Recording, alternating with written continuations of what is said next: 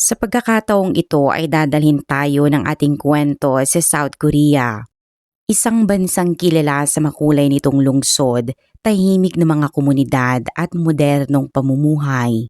Ngunit sa likod ng maayos at tahimik na imahe nito, may mga kaso ring nag-iwan ng matinding takot at misteryo sa buong bansa. At ang kasong tatalakayin natin ngayon ay isa sa mga kwentong nagpagulat at nagpalamig ng dugo ng maraming tao. Isang kaso na nagsimula sa tila ordinaryong pangyayari, ngunit kalaunan ay unti-unting naglantad ng nakakakilabot na katotohanan. Ang kwentong ito ay nagsimula noong 17 ng Enero taong 1992 sa isang himpilan ng pulisya sa Cheongju North Chongchung Province, South Korea. Isang kabataang babae ang nakaupong halatang balisa at kinakabahan. Dumating siya roon bilang isang biktima matapos iulat na may magnanakaw na pumasok sa kanilang bahay. Kasabay nito, ang kanyang ama na nasa loob din ng bahay noong mangyari ang insidente ay isinugod sa ospital matapos saksakin sa dibdib at malagay sa kritikal na kondisyon.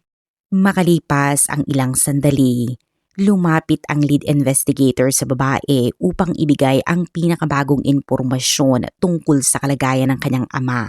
Sinabi niya na kagagaling lamang niya sa ospital upang tingnan ang kondisyon ng ama nito at mabuti na lamang daw at wala na ito sa panganib dahil magiging maayos na rin ang kalagayan nito. Ngunit imbes na makaramdam ng ginhawa, isang nakakagulat na reaksyon ang ipinakita ng babae. Para bang nawalan siya ng pag-asa, bigla itong bumagsak sa sahig habang umiiyak at sumisigaw na imposible raw iyon. Agad na napansin ng investigador ang kakaibang reaksyong ito at mula roon ay mabilis na nagbago ang direksyon ng kaso. Ang babae ay si Kim Bo-yoon, 19 na taong gulang at stepdaughter ng 53 taong gulang na biktimang si Kim Yong-ho. Pagkaraan ng 2 araw, noong 19 ng Enero ay may inarestong lalaki ang pulisya bilang sospek sa kaso. Layunin nilang alamin kung may koneksyon ito kay Bo-yoon. Ngunit nang magkaharap sina Bo-yoon at ang sospek sa estasyon ng pulisya, muli siyang tuluyang bumagsak habang umiiyak. Sinabi ng babae sa inspektor na walang kasalanan ang lalaking iyon at siya raw ang tunay na may sala. Ang lalaking nasa kustudiya ay si Kim Jae-kwon, 21 taong gulang at kapwa estudyante ni Bo-yoon sa universidad. Matagal nang may romantikong relasyon ng dalawa at kilalang magkasintahan sa campus. Matapos ang pag-amin ni Bo-yoon, unti-unting lumitaw ang buong detalye ng krimen. Napag-alaman na pinlano nilang dalawa ang pagpatay kay Yong-ho. Bago pa man ang insidente, naghanda na si Jae-kwon para sa krimen.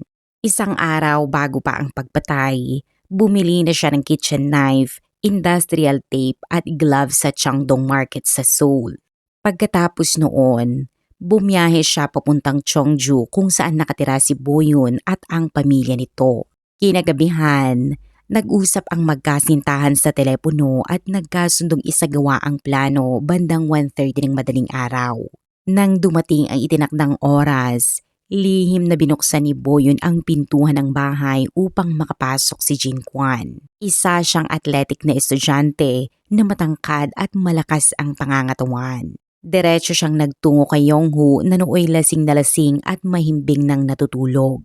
Pagmulat ni Yong-ho, tumambad sa kanya ang isang malaking lalaki na may hawak na kitchen knife habang nakaluhod sa ibabaw niya at nakadagan ang mga tuhod sa kanyang mga braso kaya hindi siya makagalaw. Sinubukan niyang lumaban ngunit wala siyang nagawa at sa sandaling iyon ay nagsalita si Jae-kwon. Sinabihan niya ang lalaki na tigilan na nito ang pagpapahirap kay Bo-yoon at lumayo na rito at pagkatapos noon, malalim niyang isinaksak ang kutsilyo sa dibdib ni Yong-ho. Diretsong tumama ang talim sa kanyang puso at isang mahinang ungol lamang ang nagawa ni Yong-ho bago siya tuluyang mawala ng buhay. Ngunit bakit sinabi ng investigador kay Bo-yoon na buhay pa si Yong-ho? Sa totoo lang, mula pa lamang sa simula ay pinaghihinalaan na ng pulisya si Bo-yoon. Kaya kahit wala ng buhay si Yongho noon, sinadya nilang magsinungaling at sabihing buhay pa ito upang obserbahan ang magiging reaksyon ng dalaga at naging epektibo ang taktika. Matapos ang pagpatay ay mabilis na inayos ni Boyun at Jin Kwan ang eksena upang magmukhang simpleng pagnanakaw lamang ang nangyari. Tinalian nila ng tape ang mga bokong-bokong ni Yongho at kumuha ng pera upang magmukhang ninakaw ito ng isang magnanakaw. Binuksan din nila ang mga drawer at cabinet at ikinalat ang laman ng mga ito upang magmukhang hinalughog ang bahay. Pagkatapos noon, upang palabasing biktima rin si Boyun, pinutol nila ang strap ng kanyang bra at tinalian ng tape ang kanyang mga kamay at paa. Nang matapos ang pagtatanghal sa crime scene, umalis si Jin Kwan habang si Boyun naman ay kunwaring hirap na nagtungo sa bahay ng kapitbahay upang humingi ng tulong. Lahat ng ito ay bahagi ng kanilang plano, ngunit may isang pulis na kaagad nakapansin ng kakaiba sa sitwasyon. Magulo ang buong silid. Nakahiga si Yongho sa kama na may tama ng saksak. Ngunit si Boyun, bagamat tila nag-aalala, ay napakakalma habang ipinapaliwanag ang nangyari. Iniulat ng babae na siya ay natutulog kasama ang kanyang ama nang biglang may pumasok na magnanakaw, sinaksak ang kanyang ama at siya naman ay tinalian. Doon nagsimulang magduda ang mga pulis. Una sa lahat, bakit matutulog sa iisang kumot at iisang silid ang isang college student na babae at ang kanyang ama? Bukod pa rito, malubhang sinaksak hanggang mamatay ang kanyang ama, ngunit si Boyun na di umano'y katabi lamang nito ay walang kahit anong sugat o galos. Isa pa, bakit magiging ganoon kalupit ang isang simpleng magnanakaw? Karaniwan, hindi kailangang umabot sa ganoong antas ng karahasan ang isang burglary case. Dahil dito, mabilis na naging pangunahing suspect si Boyun, ang nag-iisang saksi sa loob ng bahay, kaya nila sinabi ang kasinungalingang buhay pa si Yongho kahit matagal na itong wala ng buhay. Nang dumating ang forensic team, kumuha sila ng fingerprints at footprints sa loob ng bahay at doon nila natuklasan ang bakas ng ikatlong tao na hindi kabilang sa pamilya. Ito ay kay Jin Kwan. Pagkaraan lamang ng 2 araw mula nang mangyari ang insidente ay inaresto ang 2 magkasabwat na sina Kim Jin Kwan at Kim Boyun. Ngunit sa katotohanan, dito pa lamang nagsisimula ang totoong kwento ng kasong ito. Ang motibong nagtulak sa dalawa upang planuhin ang pagpatay kay Yongho ay hindi lamang nagdulot ng matinding pagkabigla noon, kundi hanggang ngayon ay isa pa ring madalas banggitin sa criminal law ng South Korea. Bago natin talakayin iyon, mahalagang maintindihan muna ang relasyon ni Kim Boyun at ng kanyang stepfather na si Yongho, pati na rin ang naging buhay nila. Una sa lahat, bata pa lamang si Boyun nang mawala ang kanyang tunay na ama. 7 taong gulang lamang siya nang muling mag-asawa ang kanyang ina at pakasalan si Kim Yongho. Si Yongho ay isang senior official sa Cheongju Prosecutor's Office kaya may tuturing siyang mayaman at matagumpay. Noong dekada 1980 sa South Korea, hindi madaling magpalaki ng anak ang isang babaeng walang asawa. Kaya pinili ng ina ni Boyun na magpakasal muli kay Yongho dahil sa kanyang katayuan at kayamanan. Ngunit para kay Boyun, doon nagsimula ang bangungot ng kanyang buhay. Nang 9 na taong gulang pa lamang siya, nagsimula ng ipakita ni Yongho ang kanyang tunay na ugali. Kapag wala ang kanyang ina sa bahay, pinipilit niya ang bata na gumawa ng mga bagay na dapat lamang ay ginagawa ng mag-asawa at hindi lamang ito nangyari ng minsan o 2 beses. Habang lumalaki si Boyun at nagsimulang magdalaga, lalo pang lumala ang pang-aabuso. Noong una ay palihim itong ginagawa ni Yongho nang hindi nalalaman ng kanyang asawa, ngunit isang araw, nadiskubre ng ina ni Boyun ang nangyayari at sa kabila nito, hindi tumigil si Yongho. Sa halip, naging mas lantaran pa siya. Kapag naliligo mag-isa si Boyun ay basta na lamang siya pumapasok habang nakatitig ng may masamang intensyon. At kahit may buwanang dalaw ang dalagita ay hindi siya tumitigil. Ang mas malala pa rito, pinapahiga niya minsan si Boyun at ang kanyang ina sa magkabilang tabi niya habang paulit-ulit silang pinapahiya at binabastos sa salita. Sinasabi pa niya habang tumatawa na pareho na raw niyang nakasama si Boyun at ang nanay nito, kaya marahil ay dapat na nitong tawaging ate ang kanyang ina at hindi na mama. Nagpatuloy ang kanyang baluktot na pag-uugali sa loob ng maraming taon. Minsan ay nagpapatugtog siya ng pornographic films at pinipilit si Boyun na gayahin ang mga napapanood. Pinipilit din niya itong gumawa ng iba't ibang klaseng sexual acts laban sa kanyang kagustuhan at alam iyon ng ina ni Boyun. Ilang beses niyang isinumbong si Yongho sa pulisya kaya hindi masasabing wala siyang pakialam, ngunit may malaking problema. Sa tuwing dumarating ang mga pulis sa bahay, imbes na arestuhin si Yongho ay binabati lamang nila ito at saka umaalis. Maaaring magtaka ang marami kung bakit ganoon ang naging kilos ng mga otoridad. Ngunit noong panahong iyon, napakataas ng tingin ng lipunan sa mga taong konektado sa prosecution office sa South Korea at hanggang ngayon ay nananatili pa rin ang impluwensyang iyon. Bagamat hindi prosecutor mismo si Yongho, isa siyang opisyal na nagtatrabaho sa prosecutor's office kaya takot na takot pa rin sa kanya ang mga pulis. Bukod pa rito, ayon sa mga regulasyon ng Ministry of Justice noong panahong iyon, ang mga krimeng sangkot ang mga empleyado ng Justice Ministry ay maaari lamang imbestiga ng prosecution at hindi ang ordinaryong pulis. Kaya sa tuwing may natatanggap na reklamo ang pulisya at nagpupunta sila sa bahay, agad nilang napapagtanto na isang makapangyarihang tao ang kanilang kahaharapin, isang taong halos hindi nila kayang galawin. Dahil dito, wala silang naging aksyon laban kay Kim Yong-ho. Bunga nito, unti-unting nawala ng pag-asa ang ina ni Kim Boyun kahit paulit-ulit pa niyang isinusumbong ang nangyayari.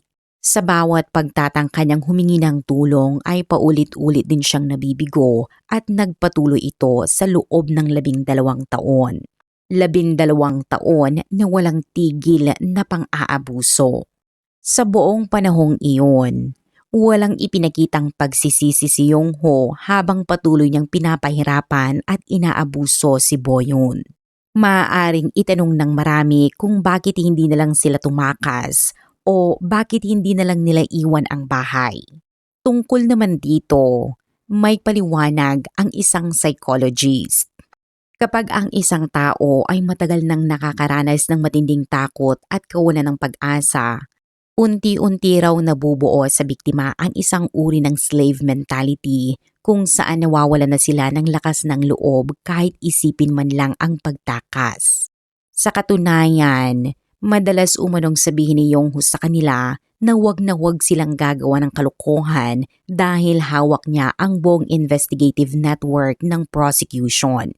Tuwing susubukan naman ng ina ni Boyun na maghain ng divorce, agad siyang tinatakot ni Yongho gamit ang kutsilyo at nagbabantang papatayin silang lahat. Kaya ito ay hindi dahil ayaw tumakas ng mag-ina, kundi dahil pakiramdam nila ay wala silang matatakbuhan. Habang lumilipas ang panahon, nakapasok si Boyun sa universidad bilang dance major. Sa unang pagkakataon, inisip niyang baka iyon na ang pagkakataon niyang makaalis sa bahay, manirahan sa dormitoryo at makawala sa bangungot na dulot ni Yongho. Ngunit isa lamang pala itong ilusyon. Kahit siya ay nasa universidad na, kontrolado pa rin ni Yongho ang kanyang bawat galaw. Ipinapaskil nito ang class schedule ni Boyun at mahigpit siyang inuutusang huwag lumabas ng dormitoryo kapag walang klase. Tuwing weekend naman, siya ay pinapauwi sa bahay at sa tuwing siya ay umuwi, muli na naman siyang inaabuso ni Yongho.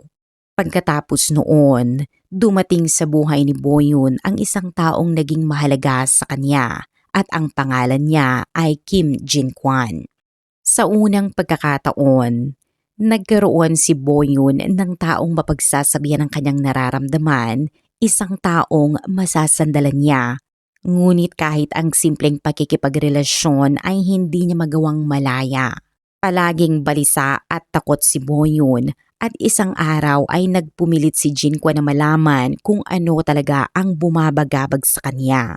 Sa totoo lang, nakakaramdam din ng matinding guilt si Boyun sa pagtatago ng lahat sa kanyang nobyo, kaya sa wakas ay sinabi niya ang buong katotohanan. Ikinuwento niya ang lahat ng pang-aabuso at panghahalay na tiniis niya mula pa noong siya ay 9 na taong gulang, pati na rin ang mga hindi makataong ginagawa ng kanyang stepfather. Para sa sino mang makarinig nito, natural lamang na magalit at matapos marinig ang lahat. Sinabi ni Jinqua na kailangan nilang gumawa ng paraan at puntahan ang stepfather ni Boyun na si Yongho upang humingi ng pahintulot para makapag-date sila at ipinangako niyang poprotektahan niya ito. Inakala ni Kim Jinqua na kapag ginawa nila iyon, titigil na si Kim Yongho sa pang-aabuso kay Kim Boyun, ngunit gaya ng inaasahan, mura at pagbabanta lamang ang naging reaksyon ni Yongho. Dahil dito, iminungkahi ni Jinqua na magsumbong sila sa pulisya, ngunit batid na ni Boyun matapos ang 12 taon ng paulit-ulit na kabiguan na wala rin itong magiging saysay. Unti-unting nilamon ng galit, takot at desperasyon ang dalawa. Pinag-isipan nila ito ng mabuti at sa huli ay naging desisyon nilang wakasan si Yongho, ang lalaking itinuturing nilang halimaw. Matapos silang maaresto at mabunyag ang kanilang krimen, nagsalita si Boyun sa korte habang nakakulong. Sinabi niya na ang 7 buwan na ginugol niya sa kulungan ay mas naging komportable pa kumpara sa 20 taon ng kanyang buhay noon. At ngayon lamang daw niya nalaman kung gaano kaganda ang gabi kapag wala na siyang kinatatakutan dahil hindi na niya kailangang tiisin ang ginagawa ng halimaw na iyon. Maging si Jinqua ay nagpahayag din ng kanyang panig. Sinabi niya na hindi niya pinatay ang stepfather ni Boyun, kundi iniligtas lamang niya ang babaeng minamahal niya. Isa itong trahedyang kaso kung saan ang isang matagal ng biktima ng pang-aabuso ay nauwi rin sa pagiging salarin. Sa panahong iyon, desperadong naghanap ng kahit kaunting pag-asa ang mga magulang ni Jinqua para sa kanilang anak. Kaya humingi sila ng tulong sa South Korea Sexual Violence Counseling at muling sinuri ng organisasyon ang kaso at inilantad ito sa publiko. Kalaunan, may 22 abogado ang voluntaryong tumulong upang depensahan sina Boyun at Jinqua, ngunit habang nagpapatuloy ang paglilitis, muling ikinagalit ng publiko ang naging asal ng prosekusyon. Sa gitna ng pagdinig, tinanong ng prosecutor si Boyun kung nag-enjoy rin ba siya sa relasyon niya sa kanyang stepfather. Sinabihan din siya na tila maganda naman ang kanyang mga grado sa paaralan at mukhang normal naman ang kanyang buhay, kaya tila hindi naman daw gaanong nakaapekto sa kanya ang mga nangyari. Marami ang tumingin sa mga tanong na ito bilang nakakainsulto at lubhang walang pag-unawa sa trauma ng biktima. Sa panahon ng paglilitis, iginiit na inosente ang dalawa at ayon sa kanila, walang kakayahan si Boyun na lumaban sa isang makapangyarihang tao na matagal nang kumokontrol sa kanya at wala rin siyang mahingan ng tulong mula sa labas. Dahil sa paulit-ulit na pang-aabuso, pagbabanta at takot sa kanyang buhay, iginiit ng depensa na ang ginawa nila ay maituturing na isang uri ng self-defense upang maprotektahan ang kanilang sarili. Kung nangyari raw ito sa kasalukuyang panahon, posibleng mas tanggapin ng korte ang ganitong argumento. Ngunit, huling bahagi pa iyon ng dekada 1980 at ibang-iba pa ang pananaw noon ng lipunan at batas sa South Korea. Noong Abril 1992, naglabas ng desisyon ang Cheongju District Court at kapwa nahatulang guilty sina Kim Boyun at Kim Jinqua sa kasong murder. Hindi tinanggap ng korte ang argumento ng self-defense dahil ayon sa hukuman, Hindi ito ginawa upang pigilan ang isang agarang pag-atake na nangyayari sa mismong sandaling iyon. Gayunpaman, kinilala ng hukom ang hindi maipaliwanag na paghihirap na tiniis ni Boyon sa loob ng maraming taon at dahil dito, hinatulan lamang si Jinqua ng 7 taong pagkakakulong habang si Boyon naman ay sinentensyahan ng 5 taon. Ngunit matapos umapila ang depensa, nabawasan ang kanilang sentensya. Ginawang 5 taon kay Jinquan habang ang kay Boyon ay ibinaba sa 3 taon na may posibilidad ng probation. Ibig sabihin ay maaari siyang hindi makulong. Kalaunan, pinagtibay ng Supreme Court ang naging hatol. Ang kasong ito ang kauna-unahang murder case sa kasaysayan ng hudikatura ng South Korea kung saan pinayagan ang suspended sentence. Kaya hanggang ngayon ay itinuturing pa rin itong isa sa pinakamahalagang kaso sa larangan ng criminal law at criminal procedure sa bansa.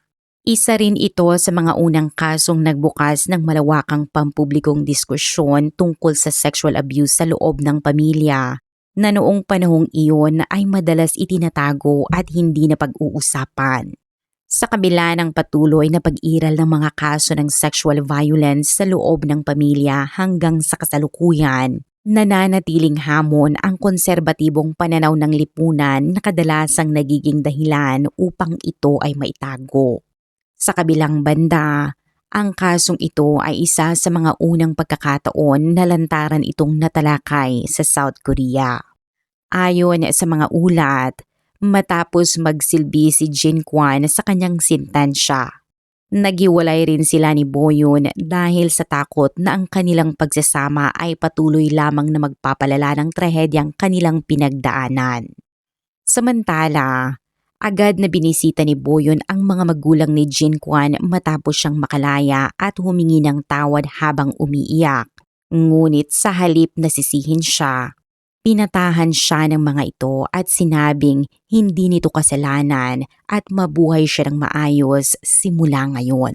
Pagkatapos nilang makalaya, kapwa sila nagpalit ng pangalan at mula noon ay wala nang naitalang impormasyon tungkol sa kanilang buhay. Gayunpaman, ang kasong ito ang naging malaking salik upang maisulong ang mas mahigpit na batas laban sa sexual crimes at para sa proteksyon ng mga biktima sa South Korea noong 1994. Kabilang na ang unang formal na pagkilala sa incestuous rape sa legal na termino. Mahigit 3 dekada na ang lumipas mula noon at bagamat may mga pag-unlad na, patuloy pa rin ang mga ganitong uri ng krimen sa loob ng pamilya. Ipinapakita nito na kahit mas mahigpit na ang mga batas, hindi pa rin ganap na nawawala ang ganitong mga kaso at nananatili ang hamon sa lipunan na harapin ito ng mas bukas at mas maayos. Sa huli, mahalagang patuloy na matuto ang lipunan mula sa mga trahedyang tulad nito at higit sa lahat, sana'y magsilbi itong kaunting pag-unawa at pag-asa para sa mga biktimang hanggang ngayon ay nananatiling tahimik sa kanilang pinagdadaanan. At dito nagtatapos ang kaso para sa araw na ito.